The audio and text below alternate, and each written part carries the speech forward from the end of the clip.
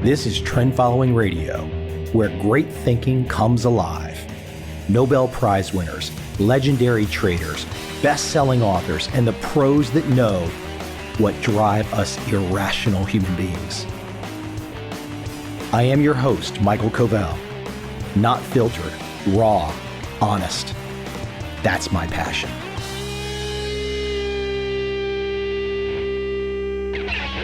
Now, it's no surprise to listeners of this podcast that I like to go to the psychological side of us. I like to dive into human behavior. I like to see what makes us tick. And I'm not afraid to throw my own self out there in the middle of it. And when I had the opportunity to speak with Lori Gottlieb, my guest today, I jumped at it. Her new book, Maybe You Should Talk to Someone, a therapist, her therapist, and our lives revealed. Look, I don't care what your endeavor is in life. If you've got it all bottled up, if it's all inside you, and you're wound as tight as a drum, you get beat red in the face at the drop of a pen. If you don't know how to talk to people, if you don't know how to share what you're feeling and expose yourself, and then experience that cathartic sense of the sharing, the feedback, and then feeling better, well, you got a lot to learn. And that's why I wanted to have my guest on today. Let's jump right into this conversation with Lori Gottlieb.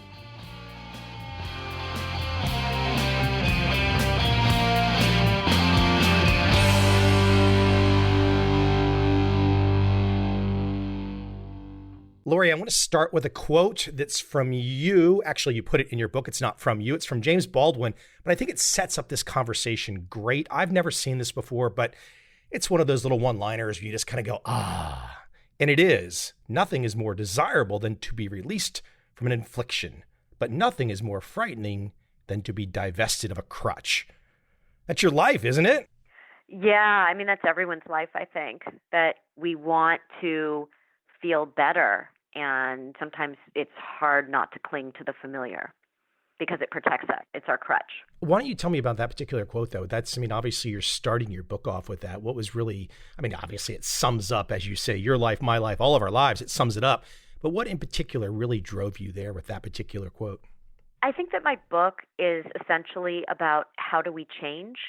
My answer is how do we grow and how do we change? And my answer is we grow in connection with others. And I think so many times we really want that. We want change. We want connection. But we are shooting ourselves in the foot in a certain way. And we're doing it because it's protective. We don't even realize it. In the book, what I'm trying to do is I'm trying to help people see their blind spots, help people see the ways that we often don't realize how we're sabotaging ourselves because we want that crutch. That crutch is so important to us. My book is about me, and I follow 4 other patients of mine and what we're struggling with and how we get through them. And I think that question, the James Baldwin quote, is the essential question that we need to answer in order to move forward. Before we move forward, before I take you into the deep dive and try and take you on untold numerous tangents throughout your work and your life, let me take you back in time. I want to go back to a younger period in time because now you have this great perspective, but I want to take back in time to when did you know you wanted to go down this particular path? When did you know you had an affinity or an ability? Obviously you go through all this great schooling and all that kind of fun stuff, but when did it really hit you that this was the path that you were going down? And was there a reason that you got hit? Was there a trigger, something that happened that put you down this path? I'm a later in life therapist, so I had other careers that led up to this. After graduating from college, I worked as a film and TV executive. When I was working in television, I was involved with a show called ER, and I was very, very interested in being in the emergency room, really, the real emergency room. And at a certain point, to kind of look at story ideas and understand more about what we could do with the show. And I think that I ended up spending a lot of time there, and the consultant on the show with whom I was spending time would say, you seem like you're so much happier here than in the office. You seem like you'd rather be here. And one day he made this offhand comment about, it's not too late to go to medical school. And I was in my late 20s. And that was the first time, I'd never considered medical school, even though I'd always been interested in science and, the human connection, I think, that happens with patients and doctors. And I ended up going to medical school. While I was in medical school, my first book was published, and I started doing journalism. And there was this thing going on that my professors were talking about. I was up at Stanford, and it was the middle of sort of the dot-com boom right before the bust. And they were all saying, there's this thing called managed care, and you're not going to be able to really interact with your patients in the way that maybe you want to. And why would you want to become a doctor? They were very happy with what they were doing. They just didn't like the way the system was changing. I ended up leaving medical school and becoming a journalist, and I was very, very happy with that. All of these jobs that I had were all about story and the human condition, whether that was telling stories through film and television or seeing real life stories in medical school, real people's lives, and then writing about people's lives as a journalist.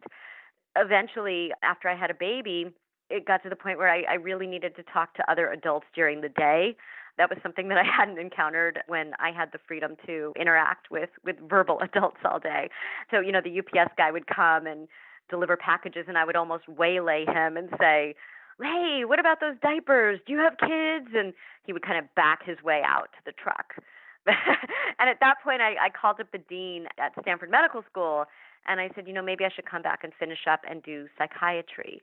And she said, the thing that I remember about you is that you really wanted to have these meaningful encounters and relationships with your patients. And you can do that in psychiatry, but the field has changed a lot. You would probably be prescribing medicine and seeing people in 15-minute intervals. Why don't you go to graduate school and get a degree in clinical psychology and have these deeper relationships with your patients?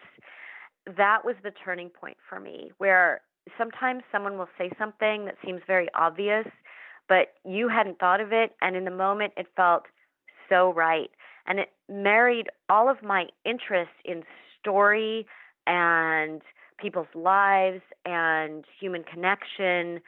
I'm so lucky that moment happened, that conversation happened, because I absolutely love what I do for a living every day.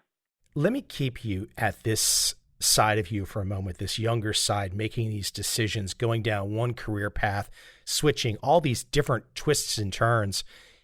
This is not the typical way that most people are going today. And not to go too far off on a side tangent, but if I look at the current situation where so many parents seem to be obsessed about having their 16 and 17-year-old kids going down the right path immediately, there's something to be said for going down your path, a journey.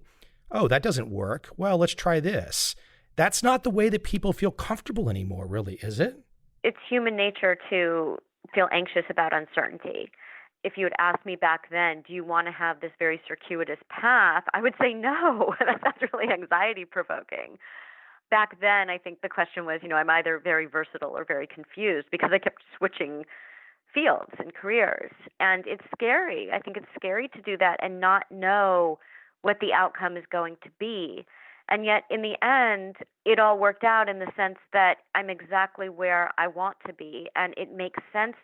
All of the other decisions that seemed like they were very different kinds of decisions, the entertainment business to medical school to journalism, they all ended up centering around a common theme, which was, again, the human condition and story and these relationships and these connections. So I think sometimes you can't predict how something is going to work out, but I also think that risk is important to a degree, intentional risk, meaning you're taking a risk. It doesn't feel impulsive. You've reflected on it and thought about it, and you might not know exactly where it's going to lead you, but you feel good about your decision. This desire for certainty this is kind of a base level in terms of where people today get very frustrated and confused. We want this certainty, but I don't know where certainty exists. Right. There's an illusory quality to our idea that we can have certainty in any area of our lives. Nothing is certain.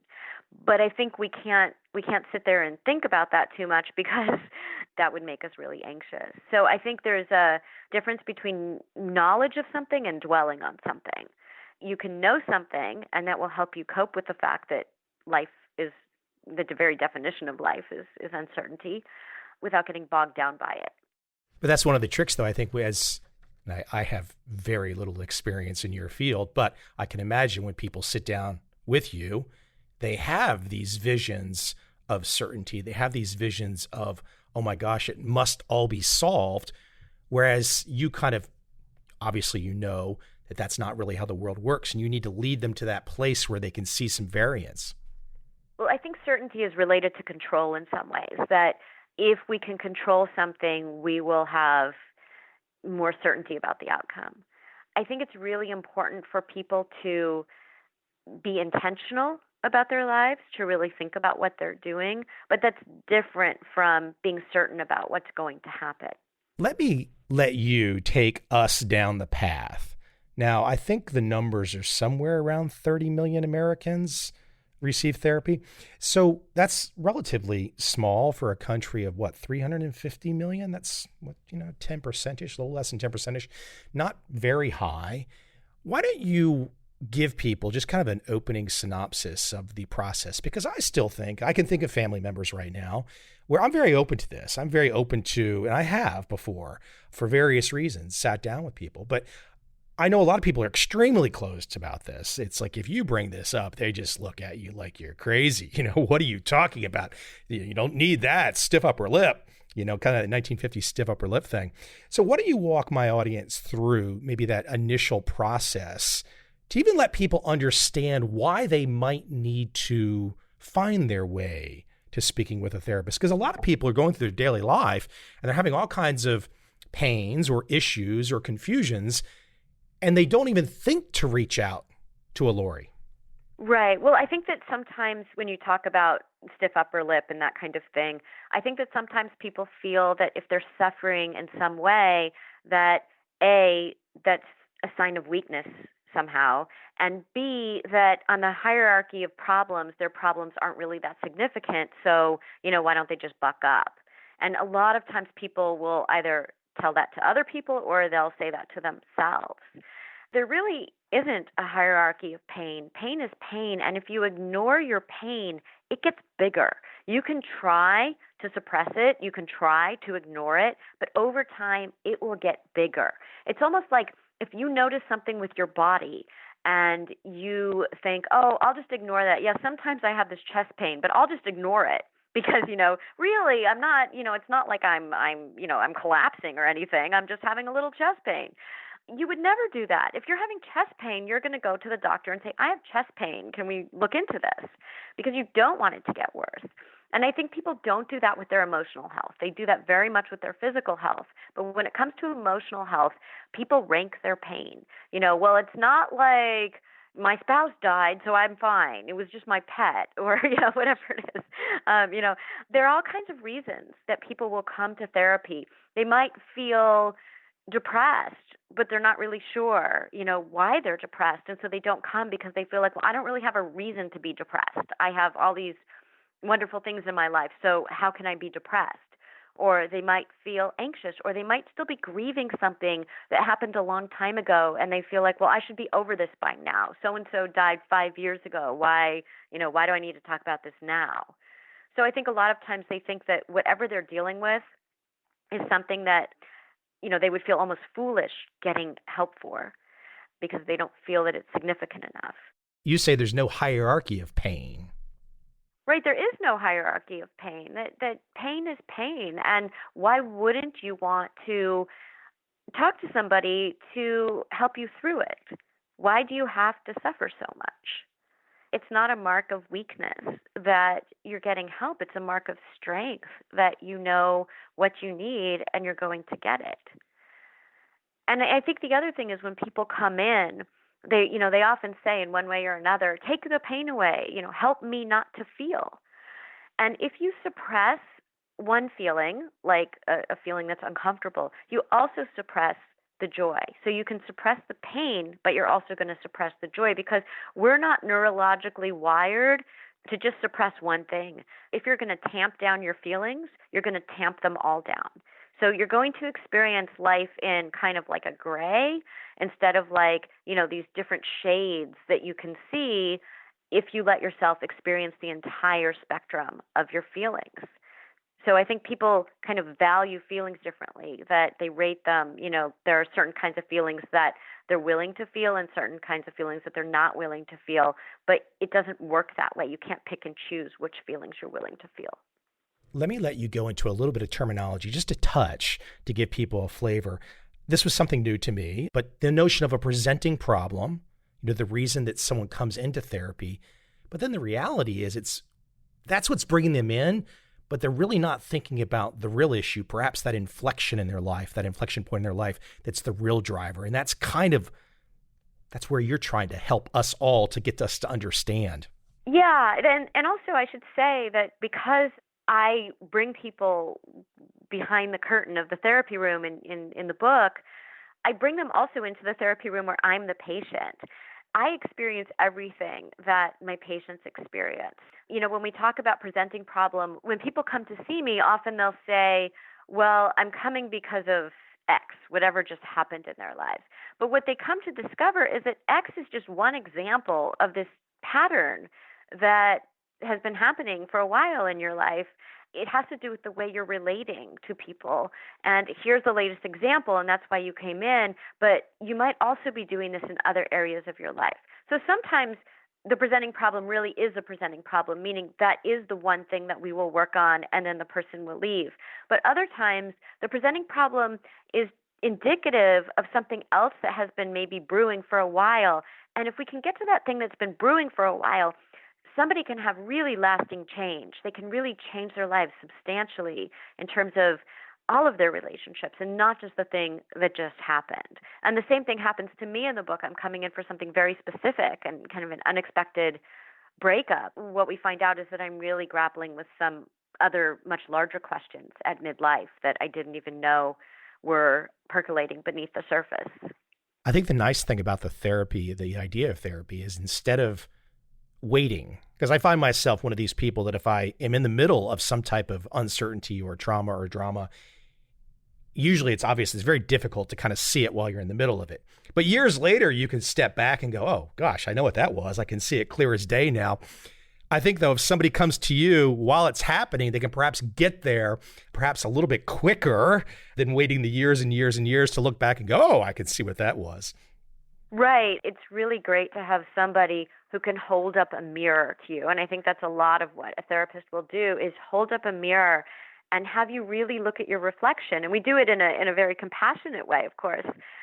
But I think that your friends don't do that in the same way. So if you bring a problem to your friends, they'll say, yeah, your boss is terrible, or yeah, your husband or wife is, that's completely wrong of them, or, whatever it is. They want to support you. But sometimes, I talk about in the book the difference between idiot compassion and wise compassion. Idiot compassion is when you don't want to rock the boat with someone, and so you feel like you're supporting them by kind of agreeing with them. And wise compassion is to say, hey, here's how I really feel about this, or here's my opinion about this. And it might not be the thing they want to hear, but it might be the thing that they need to hear. I think most friends and family really do usually give the idiot compassion. That's not saying they're idiots, but I think they really do err on the side of caution. Like, I don't want to upset this relationship with this person, so I'll tell them what they want to hear. Right. They don't want to upset the apple cart. And they have something invested in this because they don't want anything to happen to their relationship with that person. And they don't want to hurt that person. When you come to therapy, it's not about that. I don't have any agenda other than to help the person feel better. When somebody comes to me, and I think they come to trust that I really do have their best interests in mind, that I'm saying what I'm saying for their benefit. And it's tricky because you really have to make sure that the timing is right, that even the dosage is right. And what I mean by that is that you can sprinkle seeds of something if someone's not really ready to hear something, but you don't give them the whole dosage. You don't say the whole thing in that one moment because they need time to digest it and it needs to marinate a little bit before they might be able to see something that is very difficult for them to see about themselves. Let me read a passage from your book, which I really like. It's from your chapter, Snapshots of Ourselves. People who come to therapy present a snapshot of themselves, and from that snapshot, a therapist has to extrapolate. Patients arrive, if not at their worst, then certainly not at their best. They might be despairing or defensive, confused or chaotic. Generally, they're in very bad moods. So they sit in the therapist's couch and look up expectantly, hoping to find some understanding and eventually, but preferably immediately, a cure. But therapists don't have an immediate cure because these people are complete strangers to us. That's a really big point that I think people that have had some experience with therapy don't really get. They really sit down on your couch and they really expect a magic trick immediately. And it just doesn't work that way. There's a lot to unpack when people walk in with something. There is. And I also understand that when people come in, they're suffering. Something made them call that day, that month, that week, whatever. Something made them call then. And usually they've waited to call. So it's been going on for however long, weeks, months, years. And then they call. And when they finally call, they want some relief. I get that. I get that as a patient. And I also get that as a therapist. I understand that they want that.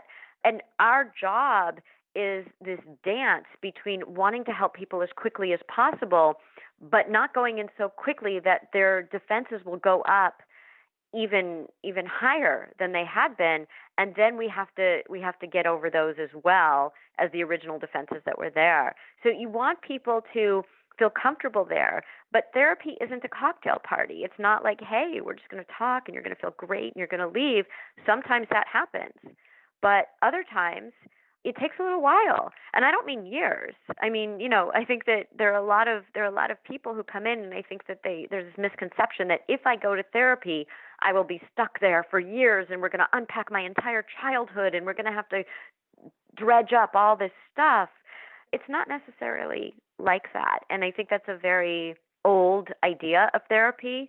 I hope what I'm doing in the book is helping people to see what it's really like if you were to go to talk to somebody, because I think that a lot of people would be surprised and maybe even interested. And the book is not about getting people to go to therapy. It's getting people to reflect on their lives and see themselves in these people that I write about in the book, and even in me, even if our situations are different, all of us that I write about in the book and the reader, that I really hope that they can see themselves, because I think it's helpful sometimes to have someone shine a light on the kinds of things we do as people. And maybe that will help people to either go talk to somebody if they want to, but also just to be more open with the people around them. When people come to see you, do many people really believe that you're going to make life choices for them? I think a lot of people want advice. At some point or another, they might not come in with advice, but at a certain point, they might ask a lot of questions about, they want you to make decisions for them. And I did the same thing to my therapist. I understand that. Should I do X or Y? What do you think? You know me really well. What do you think? And my therapist said to me, I don't know what you should do. I only know what I would do. And of course I said, okay, tell me, what would you do? Completely missing his point. But we don't give advice not because we're withholding information. There's this word that I have taped up next to my files in the office. The word is ultracrepidarianism. And it means giving advice outside of one's area of expertise, meaning I can't decide for somebody what they should do, because even though I know what I would do, like my therapist said, I don't know what somebody else should do. Should you leave your spouse? I don't know. I know what I would do if I were in that situation, but I don't know what you should do. Should I have another baby? I know what I might do in that situation, but I don't know what you should do. And we want people to be able to make decisions for themselves in a better way than they have in the past, so that they won't have those kinds of regrets. We want them to be more intentional in their decision-making, and we want them to learn to trust themselves. A lot of people, they don't trust themselves, and so if they want the therapist to make the decision, because then if things go badly, then they don't have to blame themselves.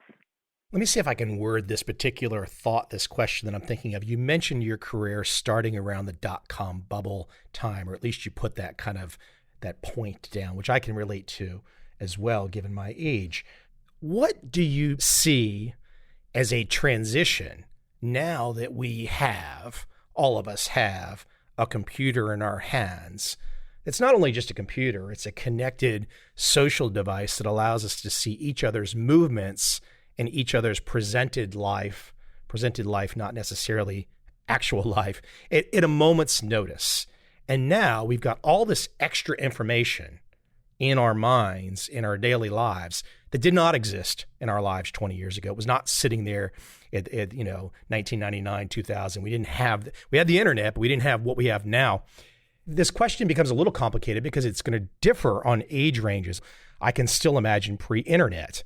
Now, if you're 15, like my nephew, he can't. He's completely immersed in this. What's happening to us and what's happening to the different slices of age groups in terms of our mental health these days? I just have to imagine that, especially for some of the younger people, this is a real change. And I imagine for your career, it's been a real change because what you're observing and what you're seeing has shifted dramatically over the last 20 years. Yeah, I actually write about that a lot in the book, and you can see it with the patient that I write about called Charlotte in the book. A lot of times when she would report, she kept kind of hooking up with the wrong guys and couldn't understand why she couldn't meet a guy that would, be good for her. She would tell me, she'd put her thumbs up in the air and say, and then he said, and with her thumbs, and then I said, and I'd say, wait, you had this conversation on text? We miss the human element. I think the therapy room is one of the very few places nowadays where you sit face to face with another person for 50 minutes and there are no devices, there's no pinging sounds, there are no screens, you can hear the other person breathe, there are no distractions, you're not looking at something else. It's what we call the I-thou relationship, where you're just in the room with another person. There aren't many situations where people do that nowadays, even between... When we're asleep, we do it. Well, we're not interacting with someone. Well, I know. I'm just saying, I'm trying to think of one place that there really is. Look, one place besides your couch. Where? Right. You go to a restaurant, even restaurants that you wouldn't expect to see screens at. There are screens there now. People in the elevator, you used to maybe strike up a conversation with someone in line at the post office or at the in the elevator or wherever in the supermarket. And people are just in their own worlds on their phones. They have so much trouble being alone with themselves that the minute they have a feeling, which is, it's quiet here. I'm getting anxious. They look in their phones. It's very hard for people to be with each other. They seem to need the interaction mediated by a screen, by a phone. So even if you walk into a Starbucks, you'll see that, people are having conversations, but their phones are sitting there on the table. And sometimes two people are just sitting there on their phones across from each other and they're not interacting at all. When I think about why people are coming to therapy, I think that underlying whatever they're bringing in is also something in the culture going on, which is, I think, an epidemic of loneliness. People can be surrounded by other people and still be incredibly lonely. And we miss out on community, on neighborhoods, on face-to-face interactions in a way that used to be just part of daily life. And I see so much of that in the therapy room. People might not bring that in directly, but it certainly comes up with almost everybody in one way or another. Some young people never even had this because they've had the smartphone for 10 years. They don't know anything else. Right. So when I talk about the patient in her 20s, that's all she's known. A side twist from this, just kind of your perspective, which I really think is interesting. You quote a famed therapist, psychologist, I'm not sure, but he mentions that the proper way to approach patients without memory or desire. So that 20-something sits down with you and you're holding the mirror up, but you've also, you're a human too. You're, as you say, you're part of the human race. You're sitting there, you're thinking, you're taking it all in as well, but you are trying to do it without memory or desire, right? Well, what I was saying in the book was one of my supervisors was a Beyond enthusiast, and he very much would encourage us to go into the room without memory or desire, which was Beyond's theory. And I understood that because you want to kind of go into each session without an agenda, like hearing someone clearly without it being tainted by something you'd heard earlier. But I think it's very hard to do. And I'm not sure that that's something that I necessarily aspire to. I like the sentiment, but it's not something that I really do in the room. I think it's really important to use things that happened before and bring them into the room in the present. Let me keep it at the young person for a moment, and let me pull a little more out of you about your view, your perspective in talking with people, especially younger people, and the loneliness.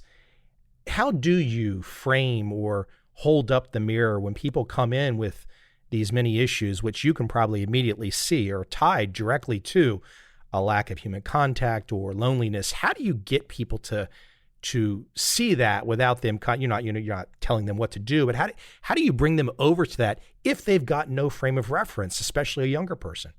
I think it comes up in the context of what's not working in their lives. So many younger people will say, they don't really see their friends face to face. There's so much texting. Even when they're together, they're kind of not really interacting. And so I think that they start to feel the effects of sort of lacking that human connection. But certainly it comes up, and we talk about it. And we talk about, again, when I go back to emotional health, we talk about why it's important to unplug and to really just be present with other people. When I was doing my internship, all of us were really eager we had to do 3,000 hours of internship in order to be able to apply to take our licensing exam. All of us were counting the hours, and we wanted to speed through it. And that was something that was going on in the culture at the same time, where people would come to us and they'd say, I need to know in 4 sessions whether I should marry this person, because if it's Valentine's Day, she's going to bail. And it's like, we don't know if you can answer that question in 4 sessions. So the supervisor walked by and she said, gosh, I guess the speed of light is outdated. Now it's at the speed of want. And I love that expression, the speed of want, because I think that that's so much about what you're asking with technology and disconnection with other people, that we expect everything to happen immediately. And sometimes, many of the times, things take time. It takes time to get to know another person. It takes time to hear another person's story. It takes time to know your own story. It takes time to achieve a goal. And I think so often people want immediate gratification, far more so than before we could have immediate gratification in so many different ways via technology. Let me ask about overall mental health. This is kind of a big picture question. I'm curious your view. You've got a lot of peers and associates you talk with, and we can look at particular trends. If I think about America right now, I think about a lot of polarization. There seems to be two teams with very distinct sides, and both sides are convinced their side is right and the other side is evil. Seems like a kind of unhealthy foundation for a country. But I'm curious, am I just looking at something right now through the lens of right now, or are we actually in a trend where, because of devices, perhaps because of politics, that the overall mental health of the country is at one of its worst points? Or am I just a little bit biased because have seen some recent news in the last couple of years or something like that? How do you see that? I think that technology might contribute to this idea of them and us, because people aren't necessarily exposed to things outside of their own circles in the same way, meaning they hear what other people are saying or thinking, but they're not really listening. So it's hard for either side to hear another person's point of view and really listen. That's not in however many characters on Twitter. We have a 24-hour news cycle, and we get these bites of news, and we're not really hearing each other. So I think that's part of it, and I think part of the fast-paced culture that we've been talking about. But I think, too, when it comes down to it, I think a lot of people, when given the opportunity, would welcome those kinds of connections, would welcome other perspectives. I think that when you sit down, I always say that once you get to know somebody, it's very hard to dislike that person. Once you really get to know their vulnerabilities and their history and where they're coming from, you might not agree with them, but it's very hard to dislike them in the way that people do when they make assumptions about other people. And so I think they should, almost get the world's leaders together and put them in a room and discuss their vulnerabilities and their childhoods and the formative experiences that they've had, and they might have more compassion for them and might be more open to listening to each other. Yeah, I think what you're really saying is most people are not bad people. Right. I think everybody's doing their best. And it's so hard for people to remember when you feel like you've been injured in some way. Every single person is out there doing their best. Are they sometimes doing things that you don't agree with? Yes. Are they sometimes doing really ill advised things? Yes. But they're doing their best and they're doing it for a reason. And I think that it helps to remember that because I would rather that we say, how can we help people who are struggling rather than, oh, that person's an idiot. Let me point the prism at you for a second. What has being on the other side of the couch, listening, giving feedback, how has that changed you over the years? What has it done to you? What about you has become different that perhaps you would not be if you had not gone down this path of therapy? How's it changed you?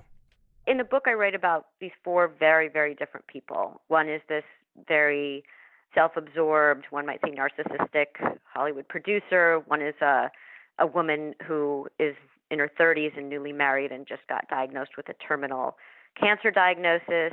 One is this older woman who is about to turn 70, and she was not a good mother by her explanation, and I agree with what she says about that. And she has a lot of regrets, and she's very alone.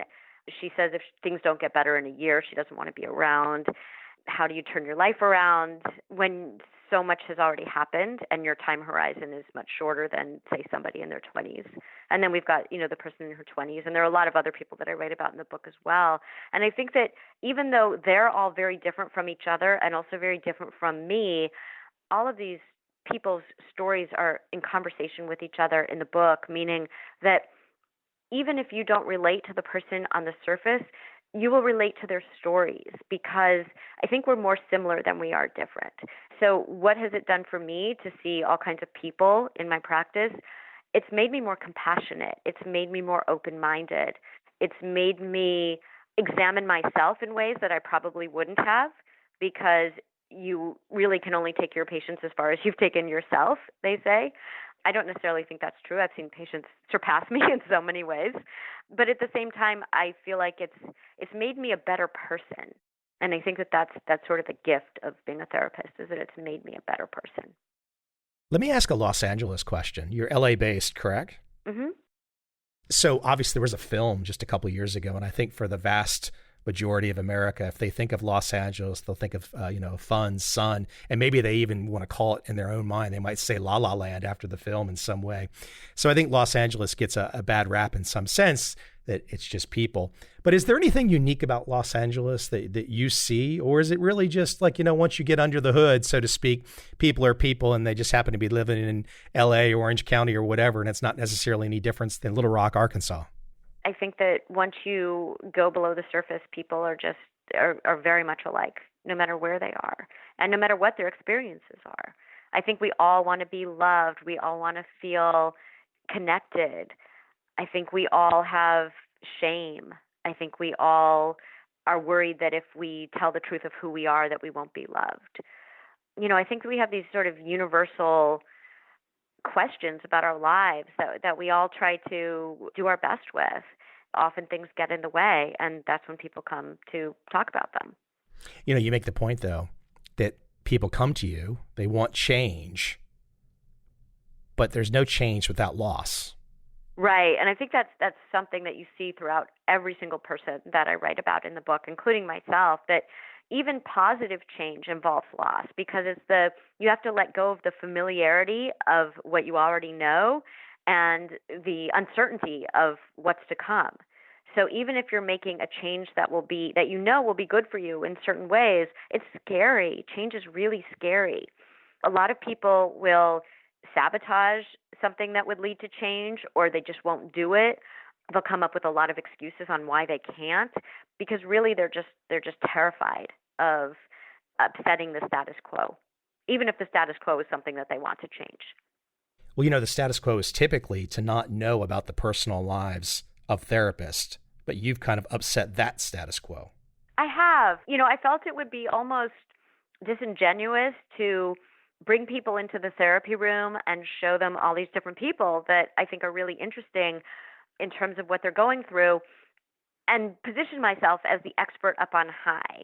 Because, I say in the book that despite all of my credentials and training and years of doing this, that my most significant credential is that I'm a card-carrying member of the human race, that I know what it's like to be a person in the world. And I wanted to show people that, therapists are just people.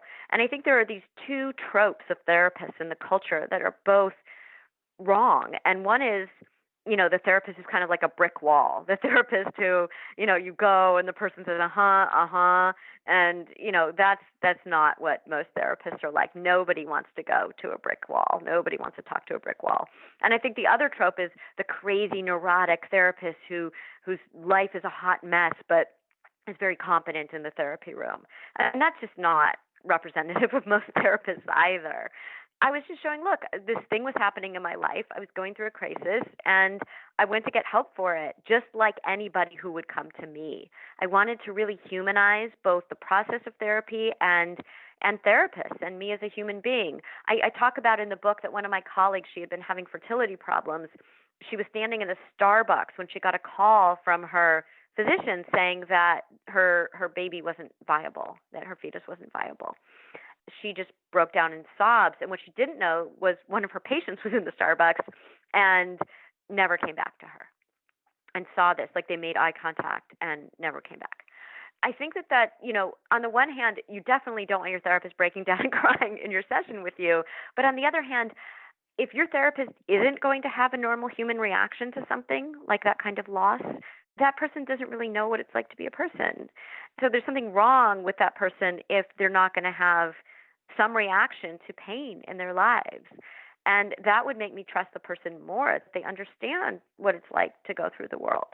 So I think that there are these two things that go on. One is, it's kind of like when you're a kid and you imagine that your teacher kind of sleeps in the classroom, and then you run into your teacher at Best Buy with her family or his family, and you're like, whoa, you exist out in the world. And it's very kind of discombobulating. I think the same thing might be true for people with their therapists, but at the same time, I think it's very comforting to know that your therapist understands your experience more than you may realize. You talk about this in the book. People come to see you, and often in the initial stages, maybe even throughout, they might leave information out. They might not tell you everything, and you have to do your best to piece together with what they tell you and perhaps what is obviously being left out. Did you think about that as you were exposing yourself in this book? I mean, you don't want to put everything. I don't think anyone puts everything out there. Even people that you're very close with, they might not know everything about you. We all need private spaces in our lives. And there's a difference between secrecy and privacy. Carl Jung called secrets psychic poison because secrets are so corrosive, and they're also often, the reason they're there is because they're based in shame. Privacy is healthy. It's good to have privacy. It's good to have private spaces that are just for you. So I think it's really important that people know the difference between those two things, that it's not about revealing everything about yourself to another person. It's about being comfortable with who you are. And when you're comfortable with who you are, you know how vulnerable you want to be with people, and you know what you want to keep private as well. Lori, I have one last little thought here, question, and I would like for you to clarify it. It's more of a personal curiosity of my own going through your work. But you mention in your work that there's this requirement for, a sacred trust to exist for change to occur. I'm curious about that language, the sacred trust. If you were to explain that to the novices, and that could be me too, that have not had a chance to have a good understanding or a good experience with a therapist, what is the sacred trust exactly? I think there's something profound about the experience of going to talk to someone who will see you exactly as you are, without judgment, without an agenda, without all the things that kind of exist out in the world. Someone who can see you and help you see yourself. There's something really rare that happens in therapy, which is the I see you, you see me. And that's beautiful. And I think we don't get that enough in our lives. And therapy can teach you how to get that in your life. So it's not just like you go to therapy and that's the only place you're going to experience that. It's that you bring that humanity out into the world and out into your relationships in the world. And I always say that the way we relate in the world, will define the quality of our lives, how well we live our lives. I think of relationships, it's not just romantic relationships, it's relationships with family, your parents, your children, your siblings, relationships with coworkers, relationships with friends, your relationship to yourself. One of the things I notice so much in the therapy room is how unkind people can be to themselves. If they were to record the voices in their heads and, just how they speak to themselves throughout the day, they would be appalled if somebody spoke to them like that, or if they spoke to someone that they care about like that. And so part of therapy is about understanding yourself better, and part of it is about being kinder to yourself. And when you're kinder to yourself, you're a kinder person out in the world too. There's an issue of value. People are not valuing themselves. I think that people judge themselves. I think that people have a hard time not only accepting themselves, but embracing themselves for who they are. And there's a difference between self-esteem and self-compassion. So I'm not talking about self-esteem. I think self-esteem is a very confused concept in our culture. I'm talking about self-compassion, that you can hold yourself responsible for the things that you want to do differently or the things that you wish you hadn't done a certain way, that you absolutely should hold yourself responsible for those things. And you should make sure that you can see them. But that doesn't mean that you can't also have compassion for yourself and do something differently another time and learn from the experience without self-flagellating. If you just stay in the self-flagellation, you're not really going to do anything different. You're just going to keep self-flagellating yourself. And that doesn't lead to any kind of progress. I think the real beauty of being able to talk to somebody and see yourself as you really are is really embracing your humanity and being a more conscious person in the world. And that does mean taking responsibility for your life and not blaming your circumstances on everyone and everything out there, but saying, given the circumstances, what is my role in these circumstances and what can I do differently if I want to change the circumstances? What can I do? And that's different from how do I get someone else to change? Lori, thank you for bringing the practical, straight talk wisdom. Your book, Maybe You Should Talk to Someone, a Therapist, Her Therapist, and Our Lives Revealed. Is there a website you would like to send people to, Lori? Sure. People can go to my website, which is lorigottlieb.com. That's LORIGOTTLIEB.com. And they can also find me on Twitter at Lori Gottlieb1. Lori, thank you for taking some time today. I could go down this path and just pick a mind like yours for hours and hours, but you need to get back to normal life too. So I would just like to ask questions and questions and questions, but I appreciate your time today. Oh, thanks so much. It's been a pleasure.